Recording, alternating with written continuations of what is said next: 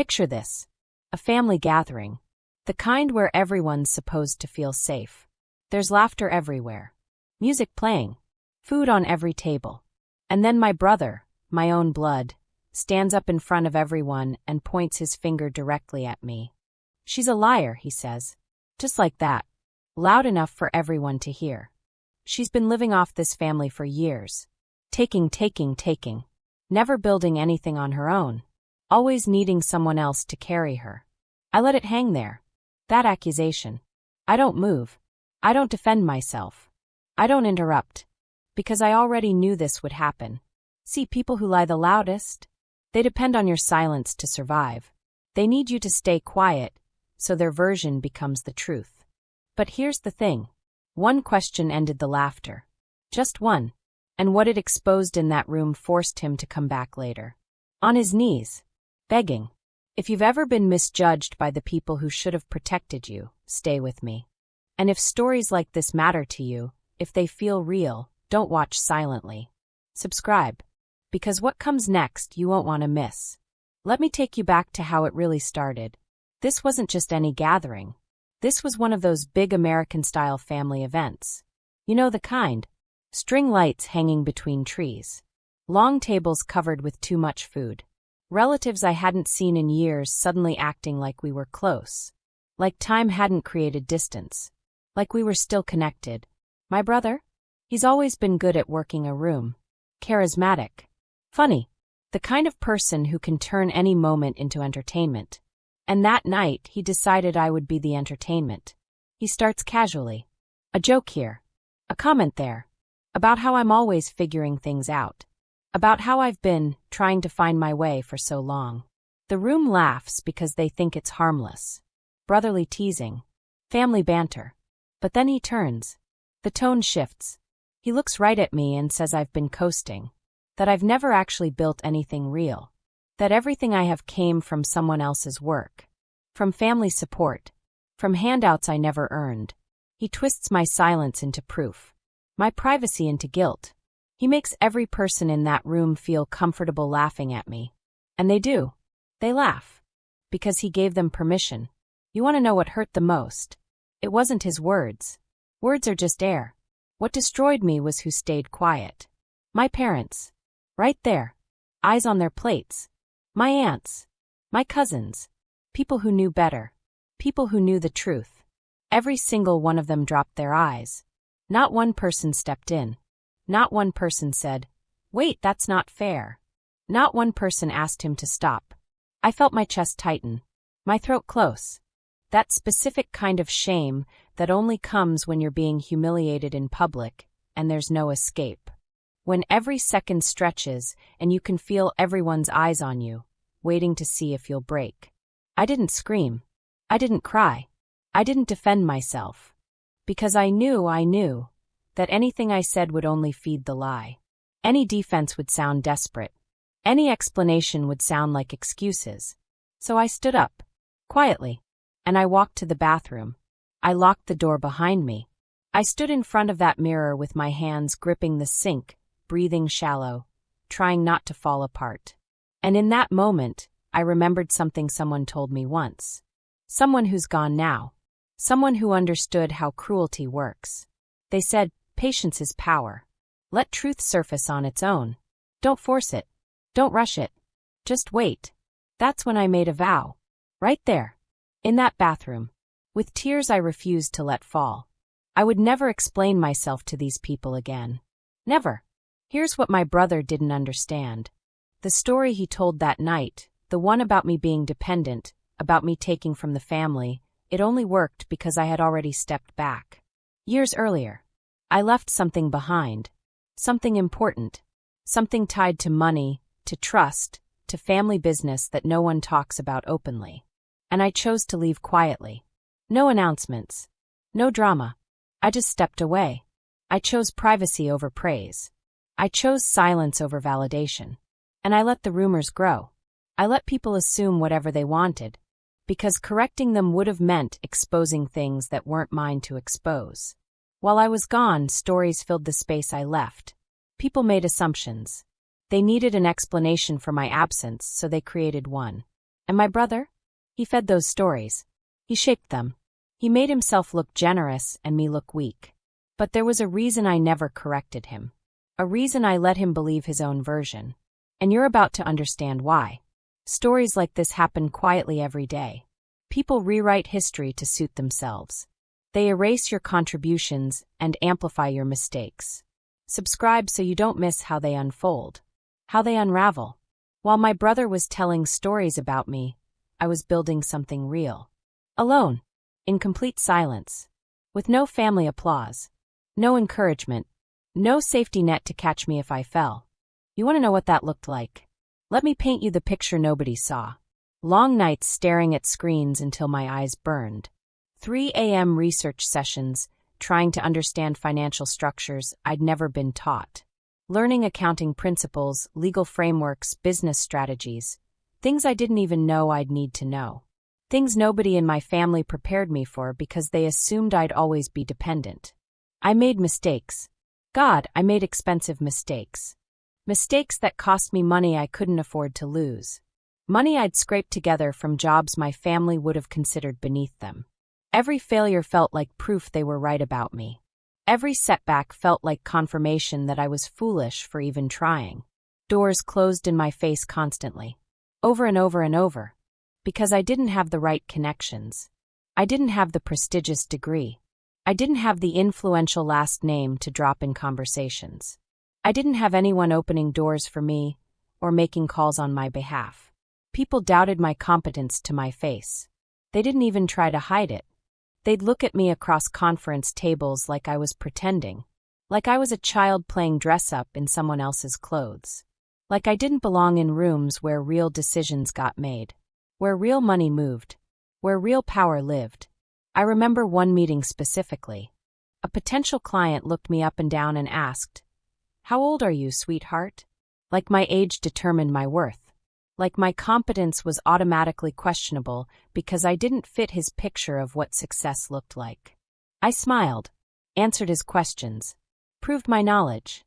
And when he tried to negotiate my rate down because you're just starting out, I walked away.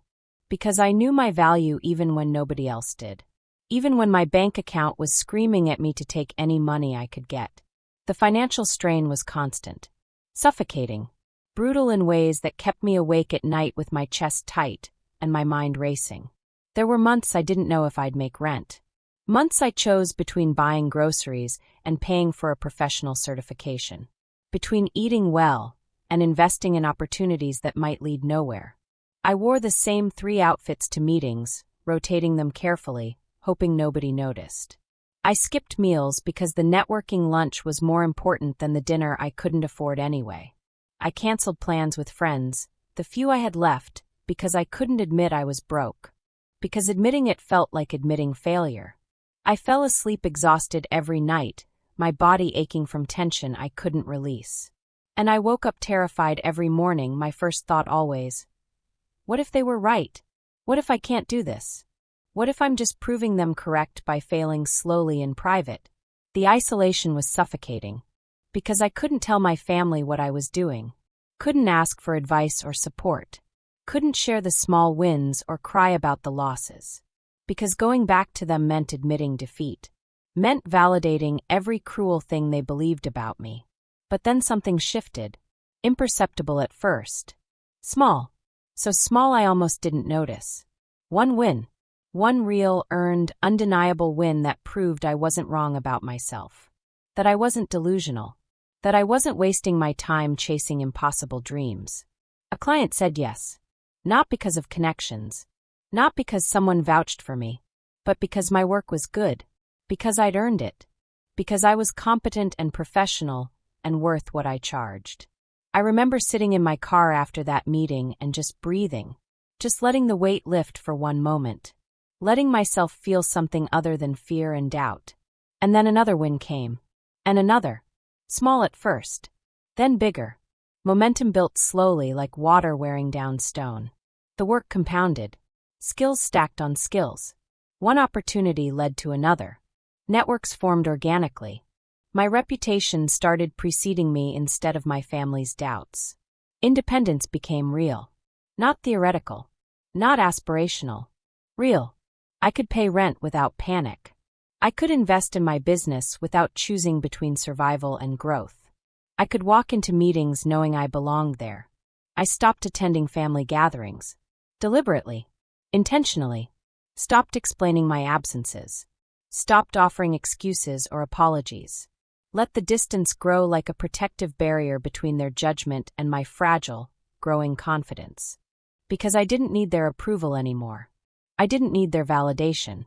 I didn't need them to believe in me. I was building proof they couldn't deny. Evidence they couldn't explain away. Success they couldn't attribute to anyone but me. But I never told them. I never posted about it on social media. I never announced my wins or celebrated publicly. I never sent the look at me now message I'd fantasized about during the hardest nights. Because the people who mattered, my real clients, my actual colleagues, the mentors I'd found outside my family, they already knew. They saw my work. They respected my effort. They valued my contribution. And the people who didn't see it, the ones still telling stories about my dependence, they didn't deserve to know. They hadn't earned access to my journey. They'd forfeited that right when they laughed at my humiliation and did nothing. So I built in silence, in shadows, in the hidden spaces where real transformation happens, where nobody's watching and nobody's cheering, and the only person you're accountable to is yourself. And every day I got stronger. Every day the anger that could have destroyed me became fuel instead. Every day the pain that could have broken me forged something unbreakable instead. Back to the party. The night everything shifted. My brother's still riding high. The laughter's still echoing. His accusations are still hanging in the air like smoke. Everyone's looking at me, waiting to see if I'll crumble. If I'll cry. If I'll run. I don't. I speak. Finally. But not to defend myself. Not to explain. Not to plead. I ask a question. Calm. Precise. About money. Where did the payment from the Henderson account go? The room goes silent. You could hear breathing. Someone else, not me, confirms it. An uncle. He remembers. He was involved in the business too. Yeah, he says slowly, confused why I'm bringing it up. That was a big one. 47,000. Why? I turned to my brother. You signed off on that transfer. Personally. 3 years ago. His face changes. The smile cracks. His confidence, that easy, charming confidence, stumbles. He tries to laugh it off. What does that have to do with anything? But I don't answer. I just hold his eyes. Let the question breathe. Let everyone else start doing the math in their heads. Someone asks, wait, what happened to that money? I don't answer that either. I just let the silence grow. Let the discomfort spread. Let other people start asking their own questions. Because this is just the beginning. Here's what nobody knew. What nobody bothered to ask. What my brother assumed would stay buried forever under layers of family secrets and convenient silence. I wasn't being supported by the family. That story, the one he told so convincingly, was a complete inversion of reality. I wasn't taking. I was protecting something bigger. Managing something fragile. Holding responsibility I never asked for, but inherited anyway because someone had to and everyone else was too busy or too careless or too selfish. When our grandmother passed, the family matriarch, the one who actually built the wealth everyone else spent so freely, she left behind accounts. Trusts. Complex assets that needed managing. Complicated financial structures that required attention, discretion, absolute honesty, and someone who wouldn't take advantage when nobody was watching. The family had a meeting about it, behind closed doors. Serious faces around expensive furniture. They agreed I should handle it. Unanimously. Quietly. No formal title. No official compensation. Just responsibility. Why me? Because I was the one she trusted in her final years. The one who visited without agenda. The one who listened to her stories without checking my phone. The one she knew wouldn't see her accounts as an opportunity to enrich myself. So I did it. For years. I managed everything alone. Made sure distributions happened correctly according to her wishes. Made sure taxes got paid on time. Made sure investments were monitored. Made sure nothing got lost or mishandled or stolen. It was thankless work. Invisible work. The kind of labor that only gets noticed when something goes wrong. Hours of reviewing statements, consulting with attorneys, filing paperwork, tracking distributions, answering questions from family members who suddenly cared very much about money they hadn't earned. And my brother? He borrowed. Multiple times. Against accounts he thought no one was tracking carefully enough. He took advances against his inheritance. Money that hadn't been distributed yet. Money that technically wasn't even his to access. He'd call me. Always friendly. Always casual. Hey, I need a short-term loan. Just until my bonus comes through. You can take it from my distribution, right? No big deal. And I'd do it. Because he was family. Because I wanted to trust him. Because he promised every single time that he'd make it right. That he'd pay it back. That it was temporary. But he never did. The repayments never came. The promises evaporated. And when I'd gently remind him, never demanding, never threatening, always giving him the benefit of the doubt, he'd get defensive. Annoyed. Like I was being petty for tracking money that was going to be his anyway. The amounts grew. 10,000 here. 15,000 there. Another 23,000 for an investment opportunity that never materialized. 47,000 for the Henderson account situation that nobody ever explained to me. I documented everything. Not because I didn't trust him at first, but because that's what responsible management requires. Records. Dates. Amounts. Authorizations. His signatures on transfer requests. His emails confirming the temporary nature of each loan. Meanwhile, he was living large. New car. Expensive vacations. Designer clothes. Impressive dinners where he picked up the check with a flourish. Building a reputation as the successful one. The generous one. The family member who'd really made something of himself. And when people asked about me, when they wondered what I was doing, he had a ready answer. A story that made him look magnanimous and me look dependent. Oh, she's figuring things out. You know how it is. The family's supporting her while she finds her way. We all help each other. He twisted reality so completely that even I started questioning myself sometimes. Maybe I was the problem. Maybe I was ungrateful. Maybe I should just be happy to be supported, even though I was the one doing all the actual work. While he borrowed loudly and lived flashy and told everyone how generous the family was to me, I was carrying weight silently, protecting assets that would have been drained if anyone else had been managing them, covering gaps he created, making sure nothing collapsed under the weight of his secret borrowing. I never said anything. I never exposed him. Not to our parents. Not to other family members. Not even when his story about me became the accepted family narrative. Because exposing it would have hurt more than just him. It would have shattered the family. Created wars that would never heal. Divided people into sides. Forced everyone to choose between believing him or believing me. And I'd seen what happened when I tried to defend myself. Silence was safer. So I absorbed the blame. I let him look successful while I looked dependent. I let him be the hero while I was cast as the burden. I carried his secrets and my own truth simultaneously, and the weight of both nearly crushed me. But here's what he didn't know. What he never considered because his arrogance blinded him completely. There are things he assumed no one would ever find. Documents he forgot he'd signed. Transfers he assumed were buried in years of accounting records. Email trails he thought had been deleted. Authorizations with his signature, his date, his explicit request for funds that were never repaid. I kept it all. Not as a weapon. Not originally. But as protection. As proof.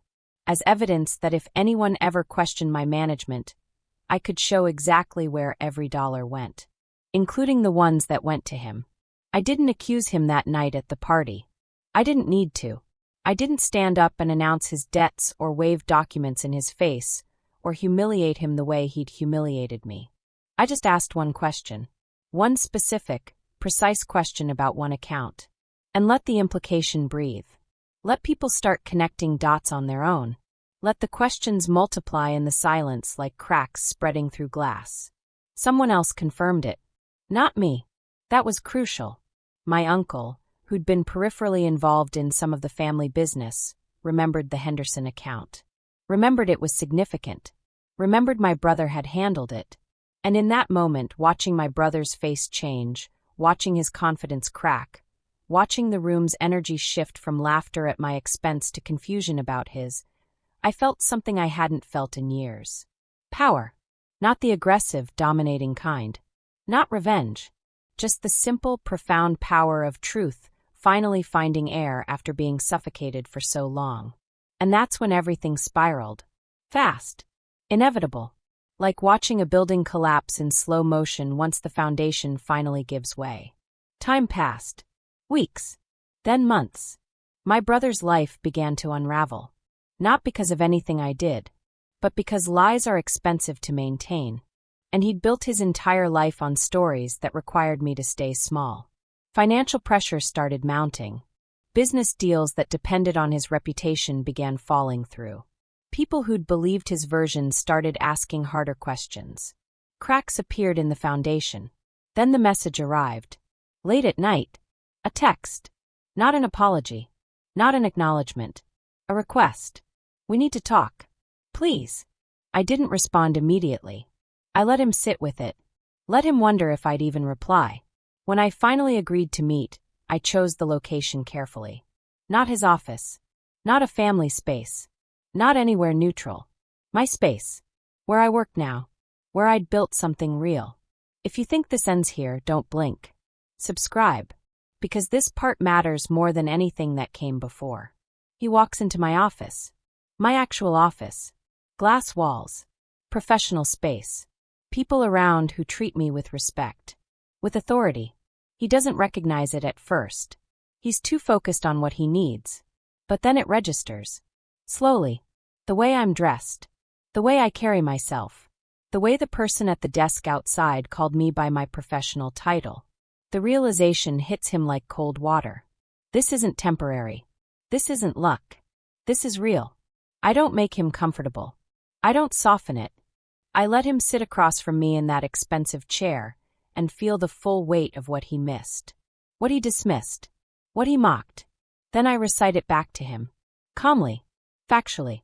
No anger in my voice. No tears. Just the truth. You stood in front of our entire family and called me a liar. You said I'd been living off everyone for years. You made them laugh at me. You made me feel worthless. And nobody stopped you. He tries to interrupt. I don't let him. You borrowed $63,000 across 4 years. You signed documents you assumed no one would check. You took money meant for distribution and spent it like it was yours. And when I stayed quiet, you thought it was because I was weak. His face crumbles. He tries to speak. Starts apologizing. Making excuses. Says he was under pressure. Says he didn't think it mattered because it was family money anyway. Says he always planned to pay it back. Then he gets to the real reason he came. He's in trouble. Financial trouble. Legal trouble, maybe. He needs help. He needs me to vouch for him. To smooth things over. To make certain problems disappear. He says, please. You're the only one who can fix this. I don't say anything. I just let him sit there. Let him hear his own desperation. Let him understand how completely the power has shifted. When I finally speak, my voice is steady. Cold. Clear. I'll help you. But not because you deserve it. Not because we're family. Not because I've forgiven you. I haven't. I won't. He starts to thank me. I cut him off. Professional terms only. You'll work with my attorney. You'll sign documents. You'll agree to repayment structures with interest. You'll acknowledge what you took. In writing. Legally binding. No rewriting history. No emotional bargaining. No asking for family favors later. He opens his mouth to negotiate. I stand up. Or no help at all. Your choice. He agrees. Because he has no other option. I don't hug him goodbye. I don't tell him it'll be okay. I don't soften it with reassurances. I let him walk out of my office knowing exactly where he stands. Knowing exactly what he lost. The consequences are his to carry now. Not mine. I learned something through all of this. Something that changed everything about how I move through the world now. Silence isn't weakness. It's strategy. Patience isn't passivity. It's power. And being underestimated? That's the greatest advantage you can have. Because while people are busy dismissing you, you're building. While they're laughing, you're learning. While they're telling stories about who you are, you're becoming someone they'll never understand. My brother thought my silence meant I had nothing to say. He thought my distance meant I was ashamed. He thought my privacy meant I was hiding failure. He was wrong. I was hiding success. I was protecting power. I was waiting for the exact right moment to remind everyone who actually held control. That night at the party, when he humiliated me in front of everyone, I made a choice. Not to fight then. Not to defend myself loudly. Not to give him the satisfaction of seeing me break. I chose to wait. To build. To let truth surface on its own. And when it did, when that one question changed the entire room, when the laughter died and the accusations turned around, I didn't gloat. I didn't rub it in. I didn't need to. Because real power doesn't announce itself. It doesn't perform. It doesn't need validation from people who were too cowardly to defend you when it mattered. Real power just is. I think about that bathroom mirror moment a lot. When I was gripping that sink, forcing myself to breathe, making that vow. I was broken then. Humiliated. Alone. But that brokenness forged something unbreakable. That humiliation taught me who deserved my energy and who didn't. That loneliness showed me I could survive without them. And now I walk into rooms differently. I speak differently. I exist differently. I don't explain myself. I don't justify my choices. I don't perform my worth for people who've already decided what they think of me.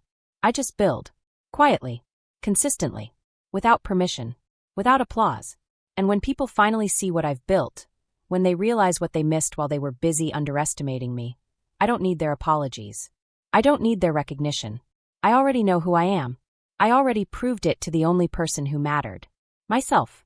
If you've ever been underestimated by people who should have seen you clearly, you're not alone. If you've ever been humiliated by people who should have protected you, I see you. If you've ever had to build yourself back up in silence while everyone else told stories about your failure, stay with us. Because your story isn't over. And neither is mine.